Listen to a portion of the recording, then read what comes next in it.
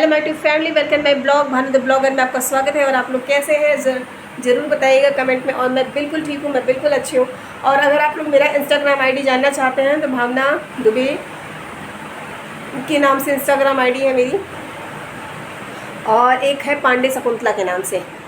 आप लोग उसे ज़रूर फॉलो कर लीजिए।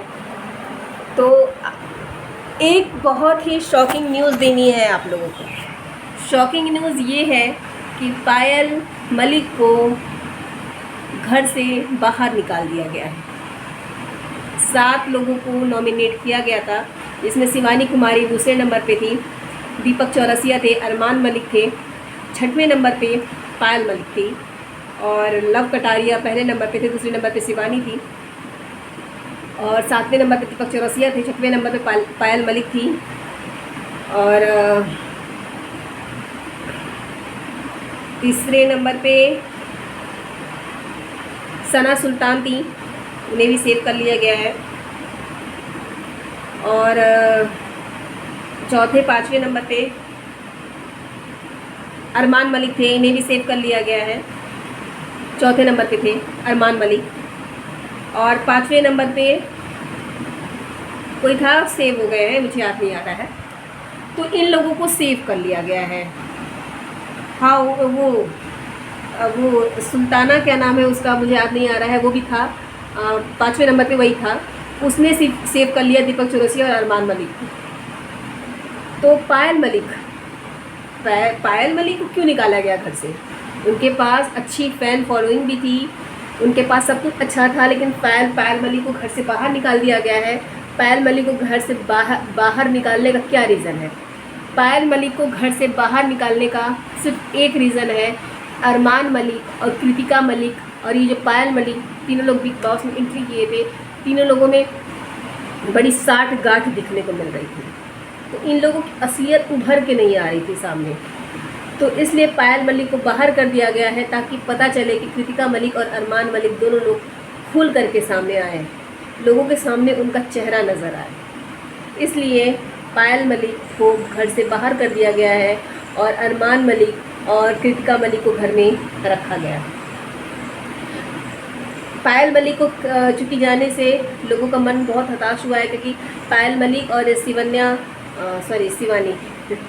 शिवानी कुमारी को लेकर ये है कि इन लोग लास्ट एंड तक जाएंगे, इन लोग विनर होंगे। विनर में दोनों में से कोई एक ही होगा, जहाँ तक हमारा होप है, क्योंकि इन लोगों के लिए पब्लिक के मन में एक रिस्पेक्ट है, शिवानी कुमारी के लिए भी और पायल मलिक के लिए भी, क्योंकि दोनों लोगों का बड़ा अच्छा जुड़ाव है जनता से।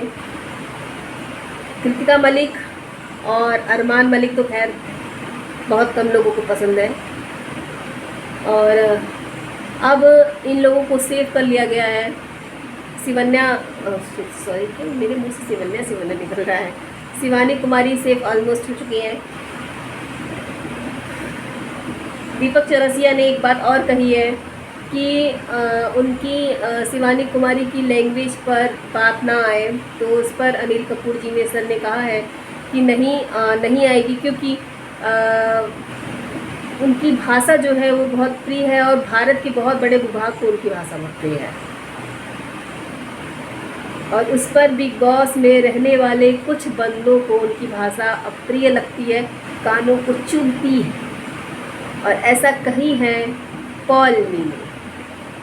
अनिल कपूर ने चूँकि काफ़ी कुछ सुना दिया है शिवानी कुमारी को। उन्होंने कहा कि ये नाटक कर रही हैं, वो बहुत ब्रेन से खेल रही है। बिग बॉस में खेलने के लिए ब्रेन ही चाहिए। अगर वो नाटक भी कर रही है, अगर वो कर रही है, वो वहाँ पे टास्क करने आई है, वो अंदर भागी।